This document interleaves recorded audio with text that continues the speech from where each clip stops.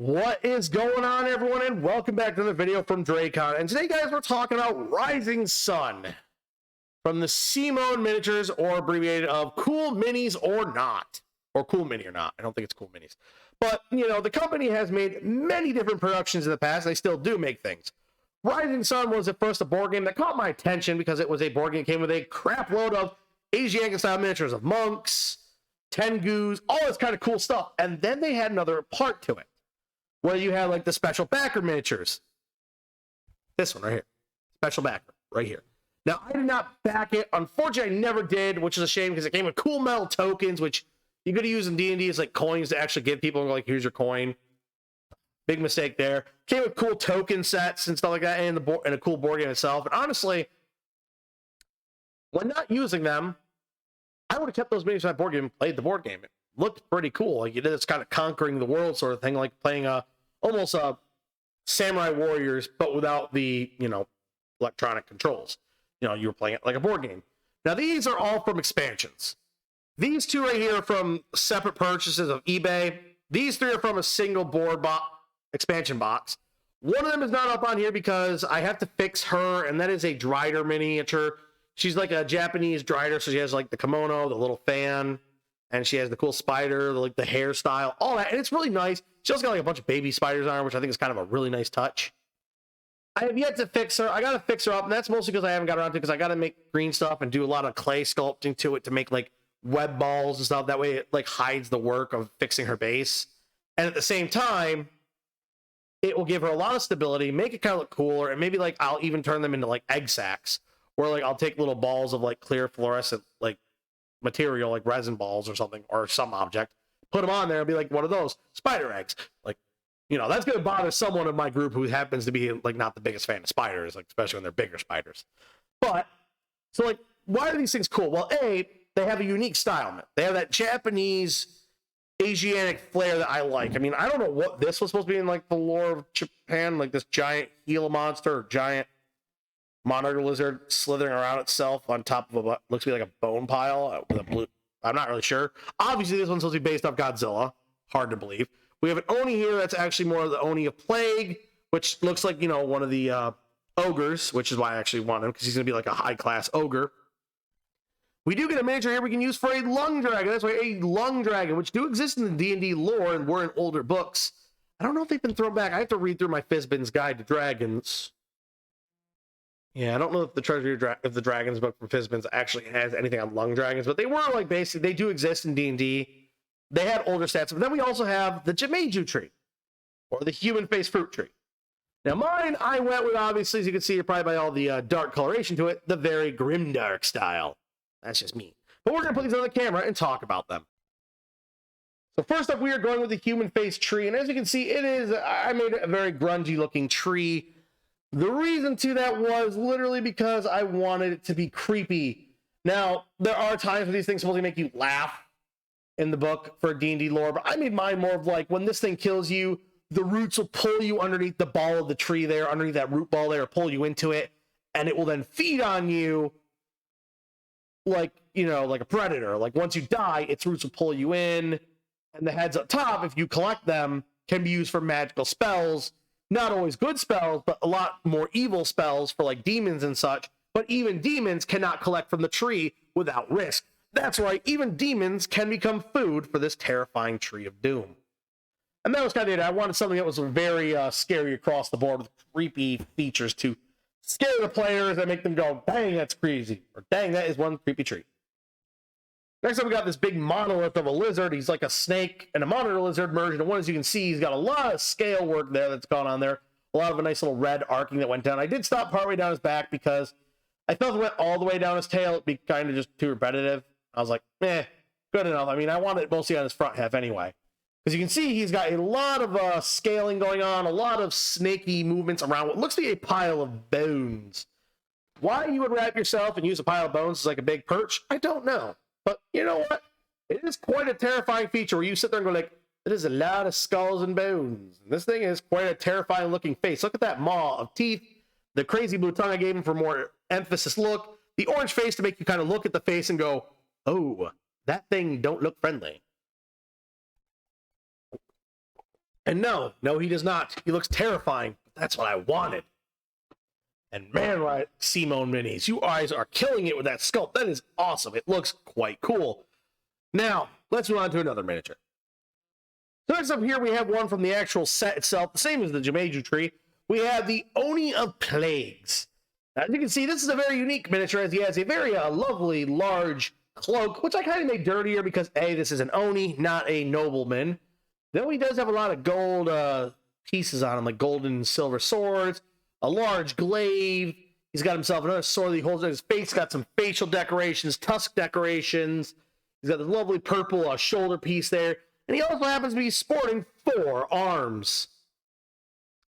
Definitely ain't your normal average Oni, and nor is he simple or weak.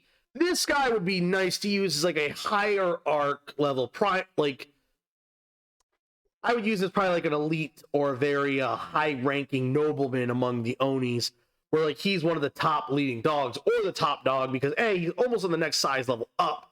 You could probably put him on a huge base and it wouldn't really exactly be out of place. A lot of these miniatures are on larger bases and stuff because they had to fit in a board game, but you know, when you turn it into D&D, putting him on a bigger size base really wouldn't be all that wrong.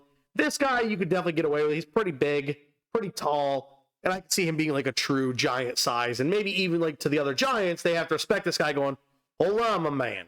Like my mighty hill giant, do not slap this guy down even if he's being disrespectful. Why not? Well, he might plague us and make our whole entire city die of pestilence and plagues. Like, oh, fair point, fair point. You know, as Onis are known to be tricksters and, you know, have their shenanigans. But a very creepy and cool mini, nonetheless. Next up, we have the Lung Dragon, the one I painted up here. Now, all these were painted by me, so not that too at home, but I think I did a pretty good job. As you can see, we have another of the dragons, a unique stylement. As Lung Dragons have tons of those facial frills and tendrils of like whiskers and stuff. In this case, he's got like a bunch of wisps at the end of his tail, which is very unique. Like his tail turns into a bunch of small wisps. He's got tons of little spikes and accoutrements. He even got some like blade sort of pieces coming off his back. On the face there, he's got these large like sort of outcrops. He sits on top of what I like to call the giant jade ball with his giant creepy grin. And, you know, you kind of course, when this thing comes in front of you, you wouldn't think he's a good creature. He looks very aggressive, but Lung Dragons are supposed to be the heroes of the stories. They're supposed to be nice, friendly dragons that you can deal with comparatively. Granted, they still have the tendency to kill people if they tick them off or, you know, challenge them, but hey, can't completely get rid of that draconian nature, you know what I mean? Even if you are supposed to be the good guys. But a really cool miniature, as you can see, with so much style and unique flair. Now here he comes, my favorite miniature from the Rising Sun set. This one was a special edition miniature. You had to actually like back the box to get him. And people do sell them occasionally, but I think the price has been going up on this guy because of, you know, the no longer the box. I don't think the sets are being made and he's not being made anymore. But here we have Die Hiju. Obviously your Godzilla inspired behemoth. I mean, this guy's, I think his card, if I remember correctly, I still have it. And it says like, you know, every time he starts off in a territory, he destroys it. Like, and I'm like, oh snap. Like, this is one of those creatures you would definitely keep in your opponent's territory because he's going to vaporize everything at the start of the turn. As you can see, I gave him a lovely orangish belly, lovely dorsal spines, the green. I love the green dinosaur look. The tendrils on the mouth actually work really well. The giant roar. He literally screams that Godzilla power into a game.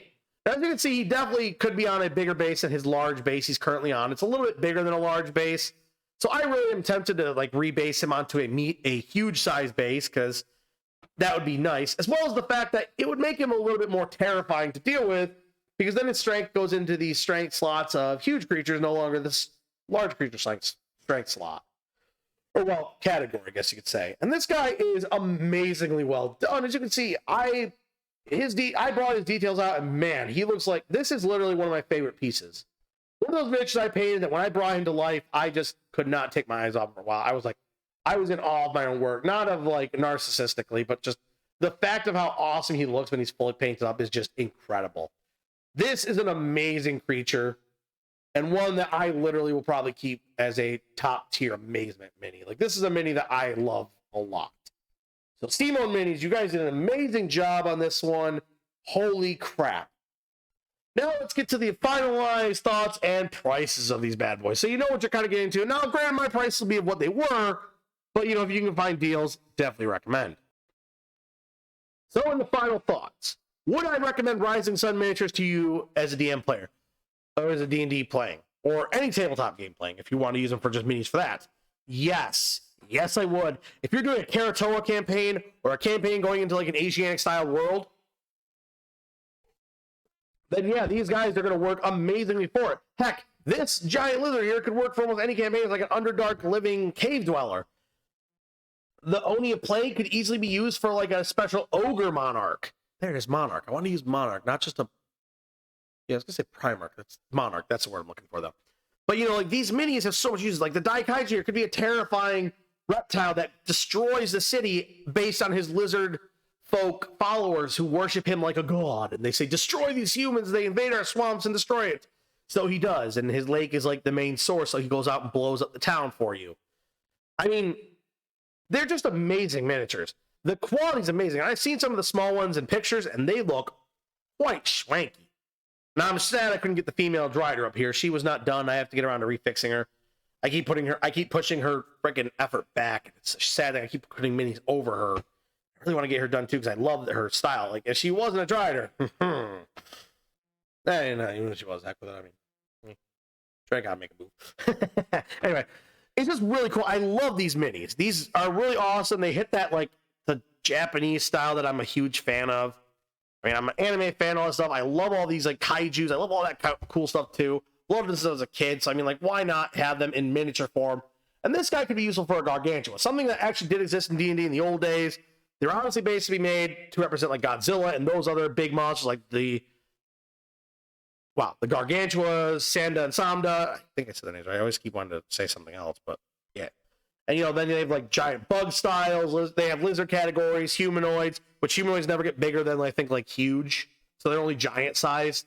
And then, like, I think it's the bug types and all that can get bigger. Bugs are usually also, I think, huge. I'm going to go quick top of my head. If you want to check a video on it, I know the Mighty Glue Stick did one on Gargantua. So if you guys want to check that video out like I did, it's definitely cool.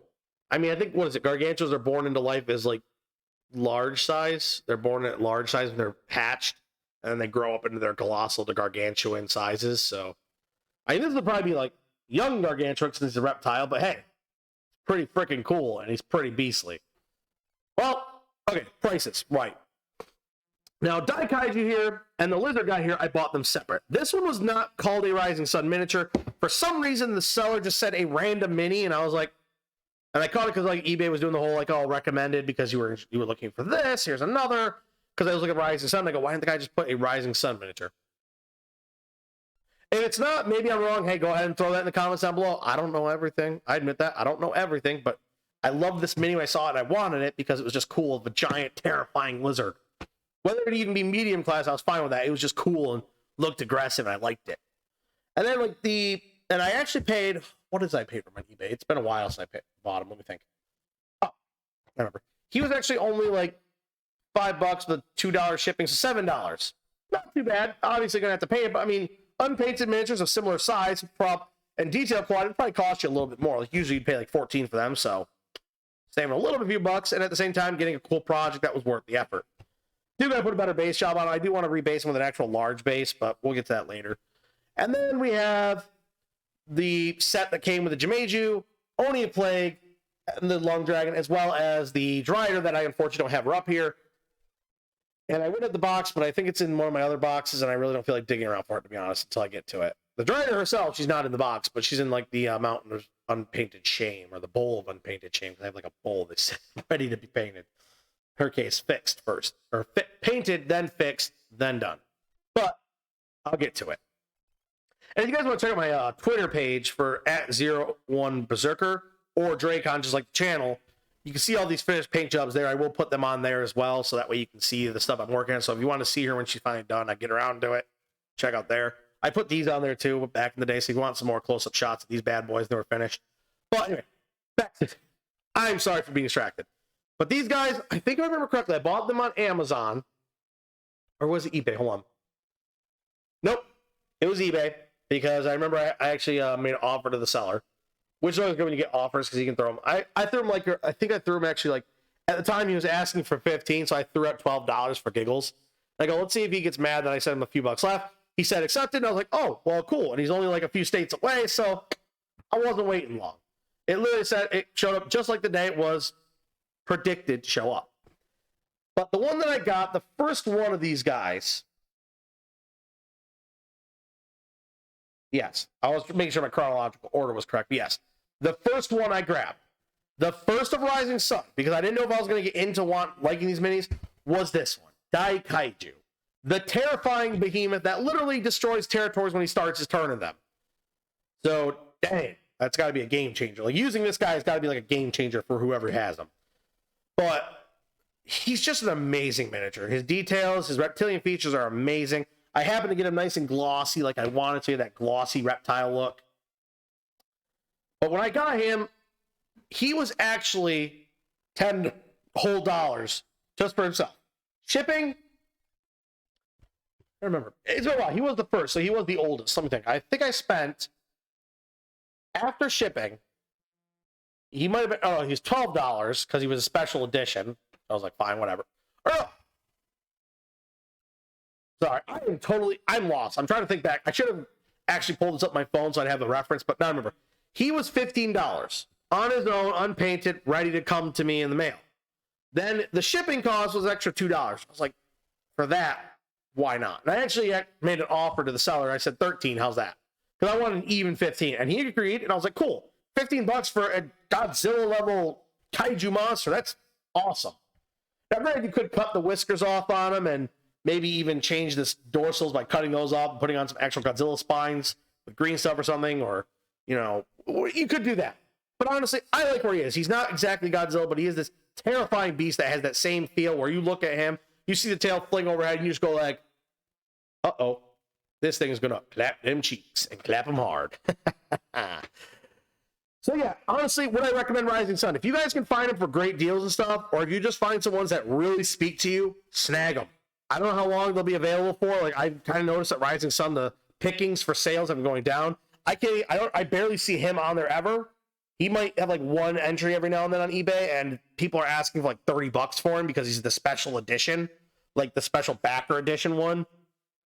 And then like other ones are just becoming hard to find. You have to sometimes find these random minis because people don't know what they even have. They buy them and they go like, oh man, let me just call them random because I don't remember what they came from, the board game, because they pulled them out of the box, never kept the box and whatever.